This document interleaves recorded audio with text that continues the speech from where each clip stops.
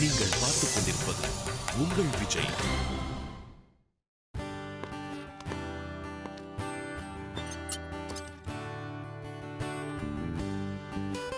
உன்னை ரொம்ப நேரம் போர் அடிக்க மாட்டேன். ஒரு 5 மினிட்ஸ் சின்ன வேலையை முடிச்சுட்டு கிளம்பிடலாம்.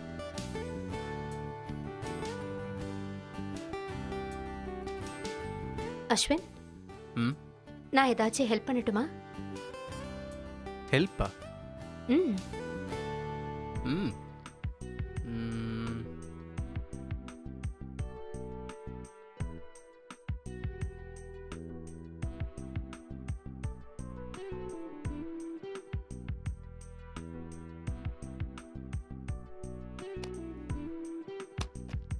எதுக்கு இதெல்லாம் தரீங்க? அதில் இருக்கிற லா பாயிண்ட்ஸ்லாம் கொஞ்சம் நோட் பண்ணி தரியா? கிண்டலா? நீ தானே ஹெல்ப் வேணுமான்னு கேட்டேன். ஸோ ஆமாம், எங்களுக்கு எதுவும் ஹெல்ப் பண்ணுற மாதிரி நீங்கள் எதுவும் சாஃப்ட்வேர்லாம் டெவலப் பண்ணலையா? Ashwin, this is too much.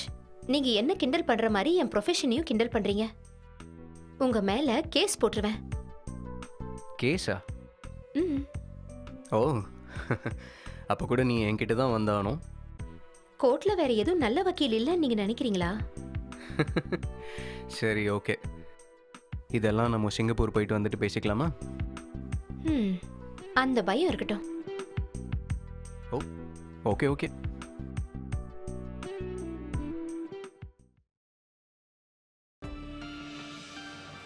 Madam, அந்த ஸ்டாம்ப் பேப்பர் விஷயமா ஏதாவது பிரச்சனை வருமா மேடம்? டெஃபினட்டாக சிக்கல் தான். கேஸே மாறி போயிடும், கிரிமினல் கேஸ் ஆகிடும். அடுத்தது என்ன பண்ணுறது மேடம்? பார்க்கலாம், பேசியிருக்கேன். ஆனால் உங்கள் கசின் கார்த்திக் ரொம்ப பிடிவாதமாக இருந்தால் அவர் லாயராலையும் எதுவுமே பண்ண முடியாது. மேடம், அந்த ஸ்டாம்ப் பேப்பர் புகார் பற்றி நீங்கள் கேள்விப்பட்டீங்கல்ல? நீங்கள் ஏன் அது கிரிமினல் கேஸாக புக் பண்ணல? எனக்கு தெரியல. கொஞ்சம் பொறுமையாக கேளுங்க. இது நான் உங்ககிட்ட முன்னாடியே சொன்னது தான். மோகன் உங்கள் ரிலேட்டிவ். இப்போ நம்ம அவசரப்பட்டு ஏதாவது செஞ்சிட்டோம்னா பின்னாடி சரி பண்ண முடியாமலே போயிடலாம். எனக்கு அதை பற்றிலாம் எந்த கவலையும் இல்லை மேடம். அவனோட பிஸ்னஸ் கான்ட்ராக்டோ பர்சனல் டீலோ பற்றி எனக்கு கவலை இல்லை. அவன் ஜெயிலுக்கு போட்டும். உங்கள் கோவம் எனக்கு புரியுது, பட் நம்ம கொஞ்சம் நிதானமாக யோசிப்போமே. அதனால் எனக்கு பல லட்ச ரூபா நஷ்டம் மேடம். எப்படி பேசாமல் இருக்க சொல்கிறீங்க? அந்த பல லட்சம் நஷ்டத்தை சரி பண்ண தானே இப்போ கோர்ட்டுக்கு வந்திருக்கீங்க. உங்களோட அட்வொகேட்டாக உங்களோட நல்லதை பற்றி தான் என்னால் யோசிக்க முடியும். கிரிமினல் கேஸ் போட்டு மோன ஜெயிலில் தள்ளிட்டா உங்கள் நஷ்டம் சரியாயிடுமா? உங்கள் மேஜர் ப்ராப்ளமே லட்சக்கணக்கான லாஸ் தான். இப்போ நம்ம ஸ்டாம்ப் பேப்பர் மோசடி பற்றி பேசினோம்னா கேஸ் டைவர்ட் ஆகிடும். நீங்கள் நினச்ச மாதிரி மோகன் வேணால் ஜெயிலுக்கு போயிடுவார், ஆனால் உங்களுக்கு நஷ்ட ஈடு கிடைக்காது. உங்கள் லாஸ்க்கு காம்பன்சேஷன் கேட்டு நம்ம கோர்ட்டில் புஷ் பண்ணலாம். பணம் கிடச்சிட்டாலே உங்களுக்கு பாதி ப்ராப்ளம் சால்வ் ஆகிடும் இல்லையா? Yes madam. அதுக்கப்புறம் உங்கள் கான்ட்ராக்டை பிரேக் பண்ணிடலாம். பிரச்சனை ஈஸியாக சால்வ் ஆகிடும். இது உங்கள் பிஸ்னஸ் டீலிங்க்கு மட்டும் நான் சொல்லலை, உங்கள் ஃபேமிலிஸ்க்கும் இதுதான் சரின்னு தோணுது. நம்ம குடும்பத்தில் யாரோ ஒருத்தர் தப்பு பண்ணினா நம்ம கொஞ்சம் விட்டு கொடுத்து போக மாட்டோமா அப்படின்னு நினச்சிக்கோங்க.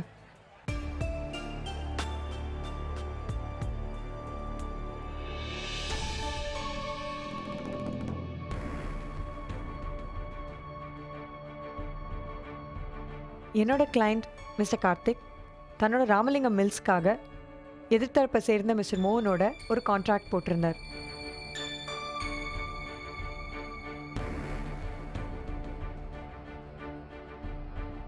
அந்த கான்ட்ராக்ட் படி மோகன் ராமலிங்கம் மில்ஸுக்கு தேவையான எல்லா ரா மெட்டீரியல்ஸையும் சப்ளை செய்யணும். அந்த ரா மெட்டீரியல்ஸ் இருந்தால் தான் மில்ஸ் ஒழுங்காக வேலை செய்ய முடியும்.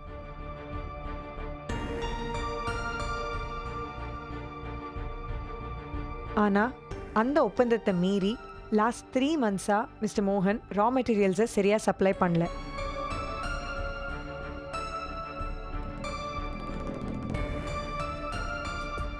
மெட்டீரியல்ஸ் வராதுங்கிறதையோ இல்லை அதுக்கான காரணத்தையோ அவர் என் கிளைண்ட்டுக்கு சொல்லவே இல்லை. மில்ஸ் வேலை செய்யாததுனால என்னோட கிளைண்ட்டுக்கு பல லட்சம் ரூபாய் நஷ்டமாயிருக்கு. ப்ரொடக்ஷன் இல்லாததுனால கஸ்டமர்ஸ் கிட்ட இருந்தும் நிறையா கெட்ட பேர்.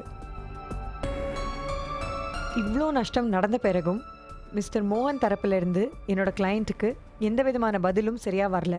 அதனால்தான் அவர் இப்போ கோர்ட்டுக்கு வந்திருக்கார்.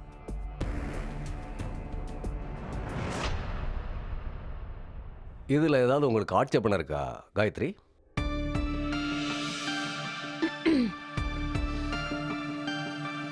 யுவர் ஆனர், என்னோட கிளையண்ட் மிஸ்டர் மோகன் ராமலிங்கம் மில்ஸுக்கு நஷ்டம் ஏற்படுத்தணுங்கிற நோக்கத்தில் அவர் ரா மெட்டீரியல் சப்ளையை டிலே பண்ணலை.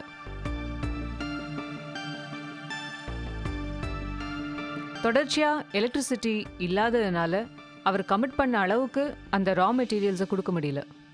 குறிப்பிட்ட அந்த 3 மாசத்துல லாரி ஸ்ட்ரைக் இருந்ததுனால அந்த சப்ளை டிலே ஆகிறதுக்கு இன்னொரு காரணமாக இருந்தது. தொடர்ந்து 3 மாசமா லாரி ஸ்ட்ரைக் நடந்ததுன்னு சொல்றீங்களா காயத்ரி? இல்லை யோரானா, அந்த சமயத்தில் லாரி ஸ்ட்ரைக் இருந்தது இன்னொரு காரணம்னு குறிப்பிடுறேன், அவ்வளோதான். மேலும் என்னோட கிளையண்ட் மிஸ்டர் மோகன் மற்றும் எதிர்த்தரப்பில் இருக்கிற மிஸ்டர் கார்த்திக், அவங்க 2 பேருமே க்ளோஸ் ரிலேட்டிவ்ஸ். இதுக்கு முன்னாடி அவங்களுக்கு ரொம்ப நல்ல பிஸ்னஸ் டீலும் இருந்திருக்கு.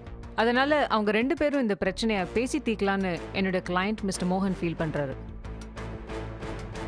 அதனால இந்த கேஸை ஆர்பிட்ரேஷனுக்கு அனுப்புமாறு உங்ககிட்ட ரிக்வெஸ்ட் பண்ணிக்கிறேன்.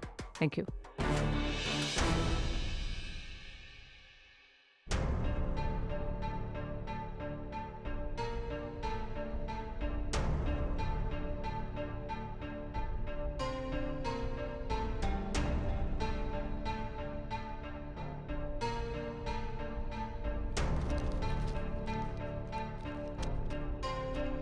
உணவு இடைவேளைக்கு பிறகு இந்த கேஸோட விசாரணை தொடர்ந்து நடைபெறும்.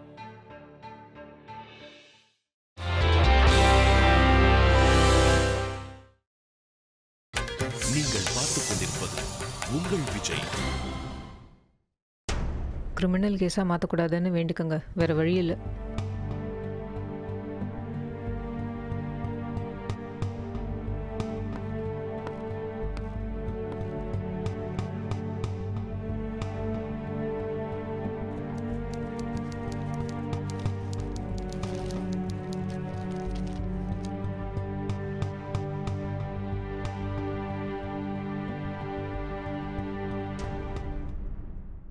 என்னோட கிளையண்ட் மிஸ்டர் கார்த்திக் இந்த இஷ்யூவை வெறும் பிஸ்னஸாக தான் பார்க்க நினைக்கிறார். எதிர்த்தரப்பு மோகன் வேணா அவரோட க்ளோஸ் ரிலேட்டிவாக இருக்கலாம்.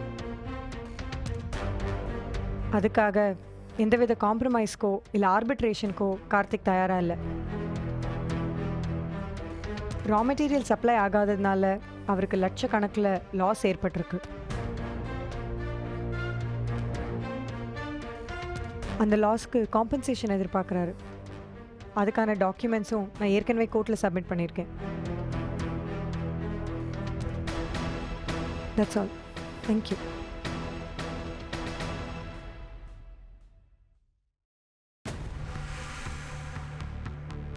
இதில் ஏதாவது உங்களுக்கு ஆட்சேபணம் இருக்கா காயத்ரி? யுவர் ஆனர், நான் முன்னாடியே சொன்ன மாதிரி என்னோட கிளையண்ட் மிஸ்டர் மோகன் ராமலிங்கம் மில்ஸுக்கு நஷ்டம் ஏற்படுத்தணுங்கிற எண்ணத்தில் கண்டிப்பாக அந்த ரா மெட்டீரியல் சப்ளையை டிலே பண்ணலை. எல்லாத்துக்குமே சூழ்நிலை தான் காரணம். ஆனால் இந்த கோர்ட் என்ன சொல்கிறதோ அதுக்கு மிஸ்டர் மோகன் கண்டிப்பாக கட்டுப்படுவார். தேங்க்யூ.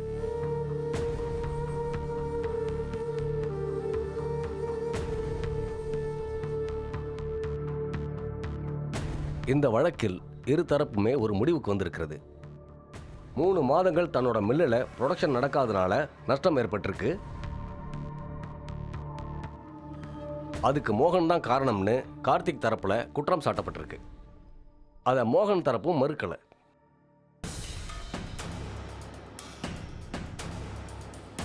எனவே ராமலிங்கம் மில்ஸுக்கு ஏற்பட்ட நஷ்டத்தை வட்டியோட சேர்த்து 1 மாதத்திற்குள் அவருக்கு வழங்க இந்த கோர்ட் உத்தரவிடுகிறது. தவறினால் அவர் மீது சட்டப்படி நடவடிக்கை எடுக்க ராமலிங்கம் மில்ஸுக்கு உரிமை உள்ளது எனவும் இந்த கோர்ட் தெரிவிக்கிறது.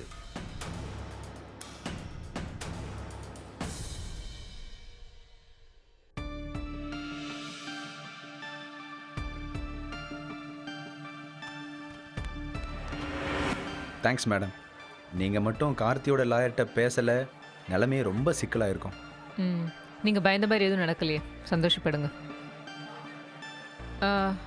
இனிமேல் கொஞ்சம் பேப்பர் ஒர்க் மட்டும்தான் இருக்குது. சரி மேடம். அதில் நீங்கள் சைன் பண்ணணும். கொஞ்சம் வெயிட் பண்ணுங்கள். சரி மேடம். இனிமேலாவது இந்த கான்ட்ராக்ட்லாம் சைன் பண்ணும்போது கொஞ்சம் கவனமாக இருங்க. இந்த அசிஸ்டன்ட் கிளர்க் எல்லாம் நம்ப வேண்டாம். சரி மேடம். சரி. ஓகே, வேறு ஃபார்மாலிட்டிஸ்லாம் என்ன பண்ணணுன்னு என்னோட அசிஸ்டன்ட் வந்து உங்களுக்கு கைட் பண்ணுவாங்க. கொஞ்சம் வெயிட் பண்ணுங்கள். சரி மேடம்.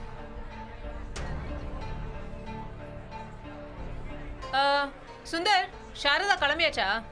அப்பயே கிளம்பிட்டாங்க மேடம். Okay, thank you.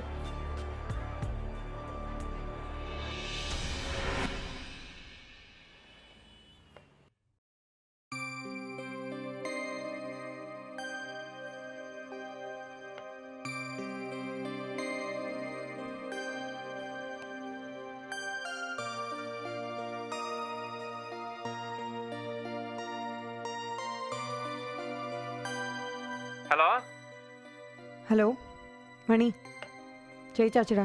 ஏய் டீடைல்ஸ் என்னன்னு சொல்லு. காயத்ரி என்ன சொன்னா? ஏய் டீட்டெயில்ஸ் எல்லாம் வந்து ஏய் ஹலோ ஹலோ ஹலோ மணி, இந்திரா பேசுகிறேன். சொல்லுங்க மேம். ஜெயிச்சாச்சுடா. ஓ சூப்பர் மேம். சரி, முதல்ல ஜட்ஜ்மெண்ட் காப்பிக்கு அப்ளை பண்ணணும். சரி மேம். அப்புறம் பத்மா கிட்ட சொல்லி நம்ம பில் டீட்டெயில்ஸ், அக்கௌண்ட் டீட்டெயில்ஸ் இதெல்லாம் பார்ட்டி கிட்ட கொடுத்துடணும். சரி மேம். அப்புறம் பேமெண்ட் டீட்டெயில்ஸை ட்ராக் பண்ணிக்கோ. Okay okay okay. அவகிட்ட ஃபோன் கொடுங்க மேம். அவளுக்கு ஒரே தலைவலியாண்டா. இப்போ தான் காஃபி ஷாப் வந்தோம், காஃபி சாப்பிட்டு வரோம். சரியா? Okay ma'am. சரி, அர்ஜுன் வந்தானா? இன்னும் இல்லை மேம். என்னானாலும் அவனுக்கு சொல்ல தானே போகிறோம், இதில் என்ன இருக்கு? என்ன மேம்? சரி, நீ ஃபோனை வை. see you at office. Okay bye. Bye ma'am. என்ன ரொம்ப தலைவலிக்கிறதா? சரி, சூடாக இந்த காஃபியை குடி, தலைவலிலாம் போயிடும். ஓகே?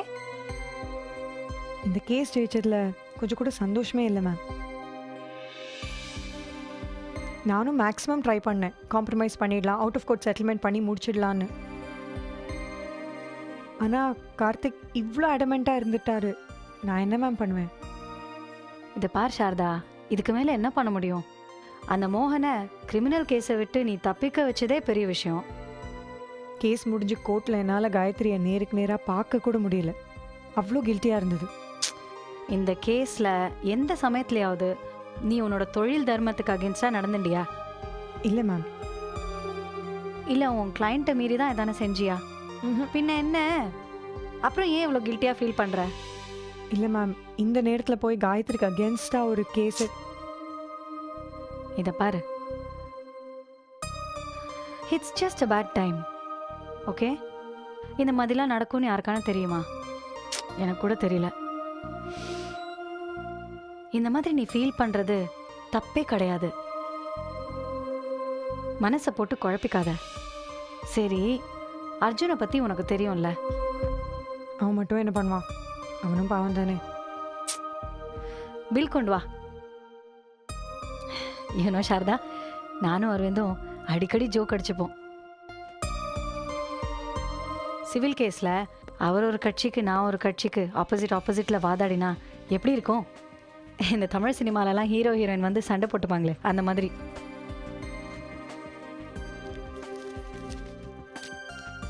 மணி கூட எங்களை பார்த்து வஞ்சிக்கோட்டை வாலிபன்னு சொன்னான். இதில் வைஜெயந்தி மாலா யாரு? நீயா காயத்ரியா? மேம். சரி, அர்ஜுன் என்ன ஜெமினியா?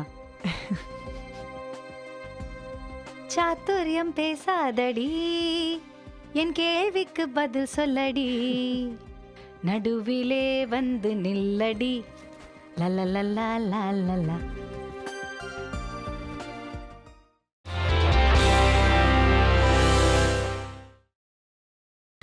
நீங்கள் பார்த்துக் கொண்டிருப்பது உங்கள் விஜய். ஹேய் பொடி, இந்த சாக்லேட் சாப்பிடு. எதுக்கு? முதல்ல சாப்பிடுப்பா, அப்புறம் சொல்கிறேன். வழக்கமாக கடலை மிட்டாய் தருவா, இப்போ சாக்லேட் தர? பெரிய பட்ஜெட்டில் ஏதாவது மியூஸ் வச்சுருக்கியா? ஒரு பெரிய ஹாப்பி நியூஸ். சாரதா இப்போ தான் ஃபோன் பண்ணா, கேஸ் ஜெயிச்சிடலாமா? ஓ, காயத்ரி கிளைண்ட்டுக்கு ப்ராப்ளம் இல்லாமல் செட்டில் ஆச்சா? ஆ? காயத்ரி கிளைண்ட்டுக்கு ப்ராப்ளம் இல்லாமல் செட்டில் ஆச்சா? அதான் இல்லைப்பா, காயத்ரி கிளைண்ட்டுக்கு பெரிய பெனால்ட்டி போட்டிருக்காங்களா அப்படின்னு ஜட்மெண்ட்டாக இருக்குது.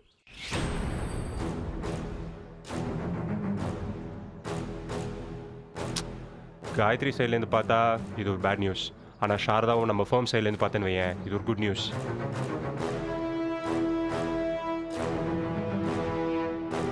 நீ காயத்ரி சைட்லேருந்து பார்க்குற போல. ஏய், ஒரு குழந்தையா இருந்தால் தனியாக இருப்பாங்க, 2 குழந்தையா இருந்தால் ஒருத்தருக்கு ஒருத்தர் ஹெல்ப் பண்ணிப்பாங்கன்னு சொல்லுவாங்க.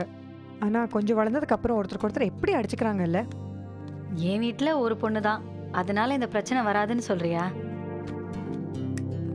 ட்ரீட்டுங்க, புள்ள கேஸ் ஜெயிச்சு வந்திருக்க, சந்தோஷமாக பேசலான்னு பார்த்தா நீ முகம் கொடுத்து கூட பேச மாட்டேற. உன்கிட்ட ட்ரீட் எப்படி வாங்குறது எனக்கு நல்லா தெரியும். எனக்கு ஒரு ஹெல்ப் பண்ணேன். சந்துருக்கு ஃபோன் பண்ணி சூடாக ஒரு கப் காஃபியும் ஒரு தலைவலி மாத்திரையும் எடுத்துகிட்டு வர சொல்ல. என்ன? சரி. இப்போதானே காஃபி குடிச்ச, இன்னும் அவ்வளோ தலைவலிக்குதா உனக்கு? ம். ஏய், நான் சந்துருக்கிட்ட காஃபி சொல்கிறேன், உன்னை அர்ஜுன் பார்க்கணுன்னு சொன்னான். அநேகமாக நீ ஜெயிச்சதுக்கு பாராட்டுவான்னு நினைக்கிறேன். போ போ. தம்பி சந்துரு, காஃபி 1 ஹவரில் வந்துருமா?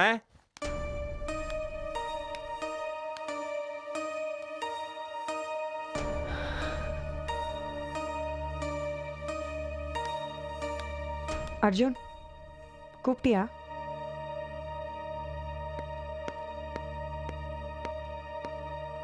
ஏன் இப்படி பண்ண சாரதா? இப்படி பண்ணுவேன் நான் எதிர்பார்க்கவே இல்லை. இவ்வளோ வருஷம் இல்லாத இருந்த கூட திடீர்னு எப்படியே வந்துச்சு? புரியல அர்ஜுன், நான் என்ன பண்ணேன்? பேப்பர் மில்ஸ் கேஸில் ஒர்க் பண்ணும்போது என்ன சொன்னேன்? நீயும் காயத்ரி எதிர்பார்த்து இருக்கிறதுனால காம்ப்ரமைஸ் ட்ரை பண்ண சொன்னேன். ஆமா ஆனா அர்ஜுன். நீயும் பர்சனல் கோவத்தை காயத்ரி மேலே காமிச்சிட்டு அவளுக்கு எதிராக ஒர்க் பண்ணியிருக்கீங்க. அர்ஜுன், காயத்ரி என்ன தப்பு பண்ண சாரதா? உன்னோட பர்சனல் விஷயத்தை ப்ரொஃபஷனல் கொண்டு வரத ப்ளீஸ். நீ இப்படி நடந்துக்கிறது வெக்கமா இருக்கு. It's embarrassing. ப்ளீஸ் ப்ரொஃபஷனலாக நடந்துக்க கற்றுக்கோ ப்ளீஸ். என்ன அர்ஜுன் இது? I'm sorry ma'am. ஏய், என்னடா?